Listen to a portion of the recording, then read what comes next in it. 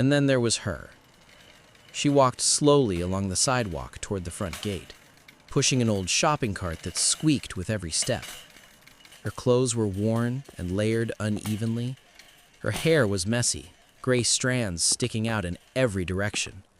She muttered softly to herself as she walked, occasionally stopping to adjust the blanket inside the cart. At first, people assumed she would pass by, but she didn't. She stopped right in front of the company gate. One of the guards nudged the other. "Here we go," he muttered. The second guard sighed. The woman looked up at the building, her eyes scanning the tall glass windows as if she were searching for something, or someone. Then she spoke. "I need to see him." The guards exchanged a glance. "See who?" one of them asked. She pointed toward the building. "My son." The first guard chuckled quietly. "Ma'am, this is a corporate office, not a family reunion." But the woman shook her head stubbornly. "He works here." "What's his name?"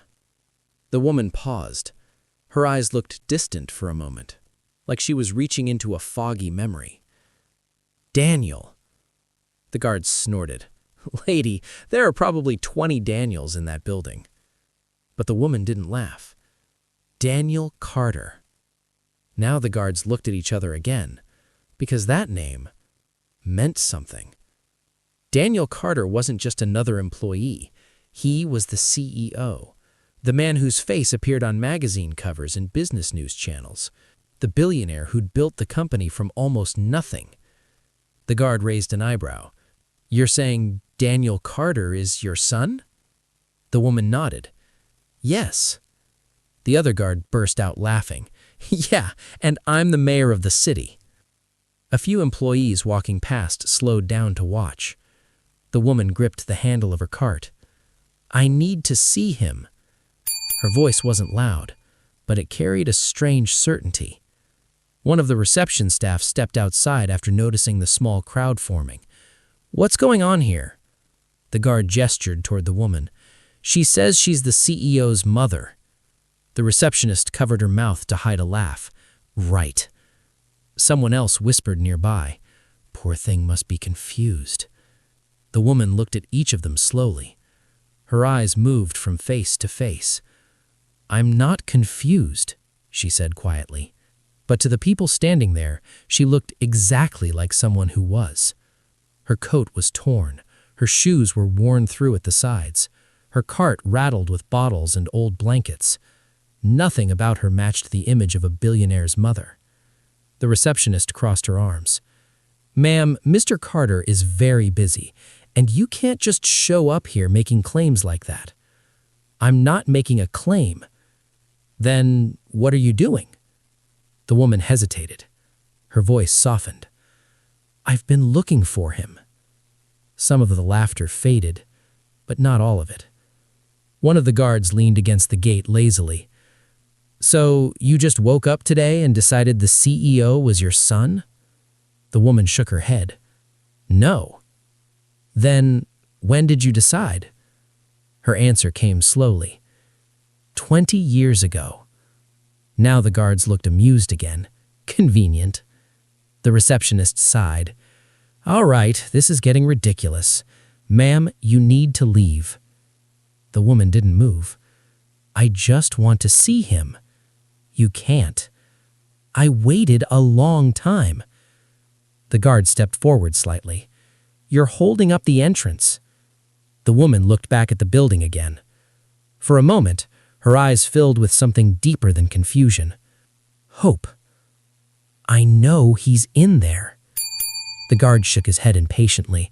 "That's enough. Please move along." And then, something happened that none of them expected.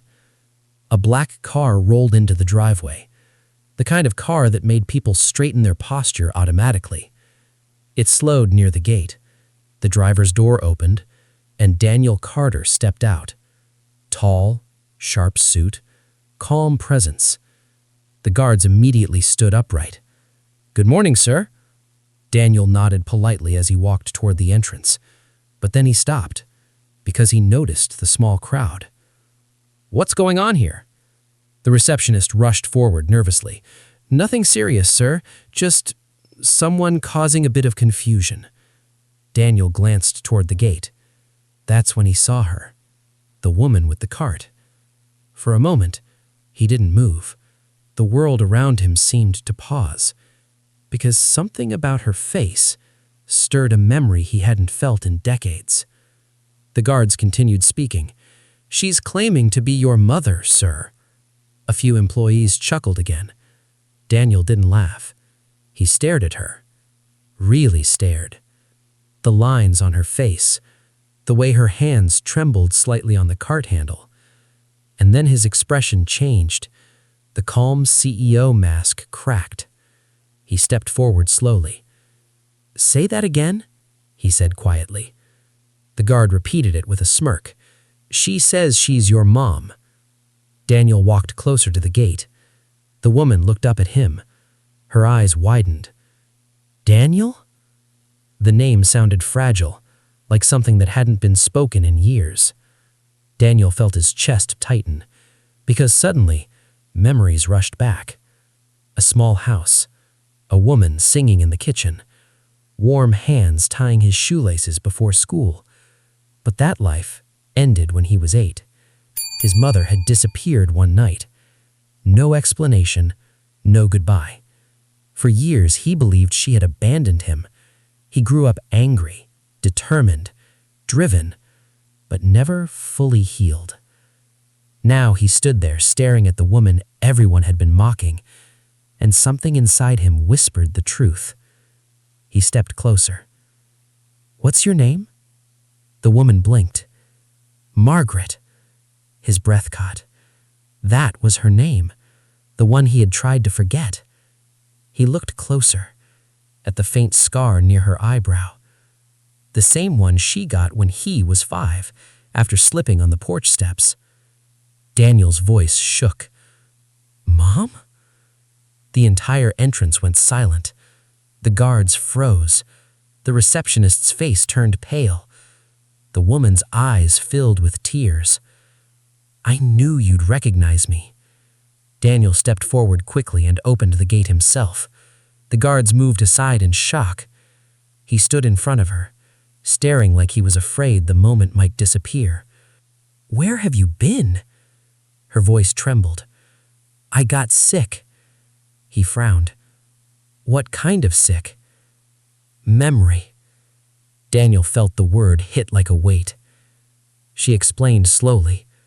An accident, years in hospitals, losing her memories piece by piece. For a long time, she didn't even remember having a son. The staff listened quietly now. No one laughed anymore. "I remembered your name last month, so I started looking." Daniel felt tears building in his eyes. All those years he thought she had left him, all those nights wondering why he wasn't enough, and now the truth stood right in front of him. She hadn't abandoned him. She had been lost. He stepped forward and hugged her tightly. The cart rattled slightly beside them. Employees looked away awkwardly as the CEO held the woman they had just mocked. When he finally stepped back, his eyes were wet. He turned toward the staff. No anger, just disappointment. "Do you know why I built this company?" No one answered. "Because I believed success should never make us forget humanity." The guards stared at the ground. The receptionist swallowed hard. He gestured toward his mother. "And today, the people at my own gate laughed at someone who needed kindness." The silence felt heavy. But then Daniel did something unexpected. He smiled gently. "Mistakes happen." Everyone looked up. "But let this be a lesson. You never know the story behind the person standing in front of you." He placed an arm around his mother. "Sometimes, the person the world overlooks the fastest are carrying the most important stories. And sometimes, kindness isn't just the right thing to do. It's the thing that reveals the truth." If this story reminded you to treat every person with compassion and never judge someone by their appearance, Hit that subscribe button because we've got many more powerful stories coming your way. Drop a comment and share what part of this moment touched you the most. Thanks for watching, and I'll see you in the next one.